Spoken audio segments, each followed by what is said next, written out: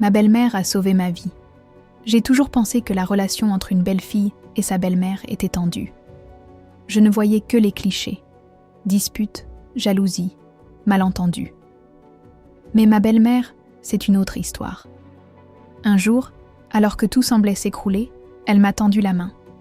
J'étais au fond du seau, perdue dans mes doutes et mes angoisses. Elle a décidé de m'écouter, vraiment. Elle m'a donné des conseils que je n'attendais pas. En fait, elle avait traversé des tempêtes similaires. C'était une surprise.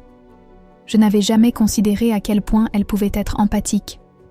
Petit à petit, notre lien s'est renforcé.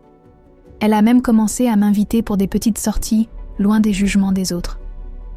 C'était la première fois que je voyais sa vraie personnalité, cette force tranquille. Puis un jour, elle a révélé quelque chose de choquant. Elle a sacrifié sa carrière pour ses enfants. Ça m'a frappée. On pense souvent que les mères ne font que suivre, mais elles sont souvent des héroïnes anonymes. Depuis, notre relation a pris un tournant. Elle est devenue ma mentor, mon alliée.